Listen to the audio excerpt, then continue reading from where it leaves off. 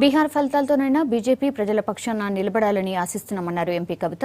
ఏ రాష్ట్రంలో ఎన్నికలు ఉంటే ఆ రాష్ట్రానికి ప్యాకేజీలు ఇవ్వడం సరైంది కాదని, సమస్యలు ఉన్న రాష్ట్రాలను ఆదుకోవాలన్నారు.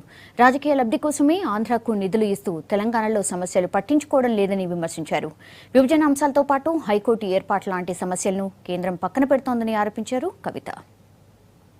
బీహార్ ఎలక్షన్ రిజల్ట్ చూసిన తర్వాత ఖచ్చితంగా మోడీ గారికి, భారతీయ జనతా పార్టీ కూడా ప్రజల పక్షాన నిలబడాలన్న ఆలోచన ఇప్పటికన్నా వస్తుందని మేము ఆశిస్తున్నాం. ఎందుకంటే ఎక్కడ ఎలక్షన్ ఉంటే అక్కడ ప్యాకేజ్ ఇవ్వడము, ఏ రాష్ట్రంలో ఎన్నికలు ఉన్నాయంటే అక్కడ పొలిటికల్ ఫెడరలిజం చేయడం తప్పితే కోఆపరేటివ్ ఫెడరలిజం అని మోడీ గారు ఎలక్షన్లో గొంతు చించుకొని చెప్పారు. అది ఎక్కడ కూడా చేసినటువంటి దాఖలాలు లేవు. కానీ చివరికి ప్రజల పక్షమే గెలుస్తుంది.